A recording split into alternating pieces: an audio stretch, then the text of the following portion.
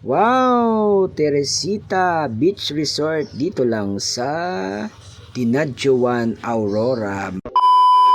Mga ka-DIY, nandito pala tayo sa Dinadjuan, Aurora Province. So day 1 namin dito. So naganap kami ng magandang pupuntahan at saka beach. Pinuntahan namin itong kubo na to at tinignan ko kung pwede kami dito at pwede din yung mga kasama naming pusa. Kasi medyo kailangan po is maluwang space tsaka hindi sila makapag-laro-laro ay hindi sila makawala. Dito pala yan sa Dinadjuan. Di ko lang po alam, di ko natandaan kung ano po yung pangalan ng beach na to, no? So pero napakaganda po ng beach na to kasi napaka-cute po ng mga kubo-kubo. Pero hindi po namin nagustuhan yan kasi napakaliit tsaka makakawala po yung kasama naming mga yan, pusa. Nagutom na rin kami sa paghahanap po ng irerentahan or aming pupuntahan na hotel. Kami po ay kumain na muna ng mga masarap na pagkain nila dito sa Dinadjuan. Punta pa kami sa market nila mga ka-DIY para magtingin po ng masarap na pagkain. Pagkatapos namin kumain nagkon na mga ka-DIY, no, nagtingin kami ng mga sitsiriya na pwedeng kainin na pwedeng papakin habang nanonood ng TV pag nakahanap na po kami ng aming hotel na pupuntahan dito sa Dinadjuan. Yan mga ka-DIY, shout out pala kay ate na nagbigay ng discount sa mga vlogger daw. So thank you ate sa discount na binigay mo dyan mga ka-DIY. And ewan ko kung nakinuha ko dyan, bossing, na napakasarap kasi po ng mga tinda niya dyan. Lalo na yung mga pindang-pindang. Tapos namin kumain at nagtingin po ng mga pinda-pindang at saka yung aming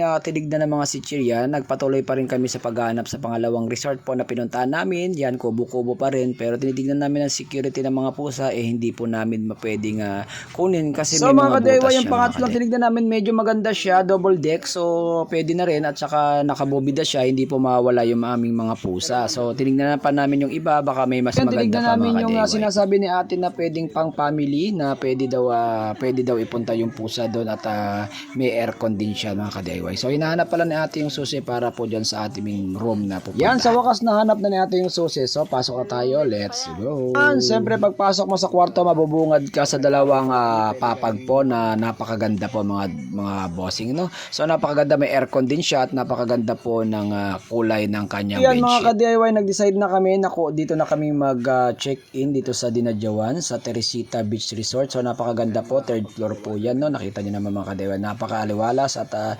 napaka-peaceful po ng lugar. So mga ka-DIY, saan pupunta po sa beach na to? Pupunta po kayo dito sa Teresita Beach Resort mga ka-DIY. Sa wakas mga ka-DIY, nakakuha na kami ng room na pwede namin pag-check outan dito sa Dinadjuan mga ka-DIY. No, i-flex ko lang po mga ka-DIY itong aming room na nakuha. May aircon po pala at dalawang bedroom at meron po siyang CR na napakaganda yung mga ka-DIY. Nakita niyo ang CR, napakaganda. I-flex ko pala yung aking mga kasamang pusa. Tignan niyo mga ka-DIY, gustong-gusto nila sa hotel na nakuha ko mga ka-DIY. Naglalaro pa sila, si Apollo at saka si Uno. Hindi ko pala nasama yung dalawa kasi napakahirap pong isama pag marami pong pusa. Ang cute talaga ng mga pusa ko naglalaro. Nakita niyo mga ka-DIY, ang saya-saya nila. Tapos lang namin kumain, tapos nagbirienta ulit kami ng Yakult mga ka-DIY at saka tinapay. Yan, flex ko nga yan ng aming kinakain ng Yakult. Everyday okay. Yan, sana. So yung mga ka-DIY, napansin ko nga kay pusa, tinitignan niya yung pinto at saka yung ating aircon. Nagtataka siya bakit napakalamig ng kanyang kwarto. At tapos yung isa tulog na mga ka-DIY, si Apollo tulog na pala mga ka-DIY. Napakasarap ng tulog at yung biyahe po kasi napakalayo. 6 to 8 hours po yata or 4 to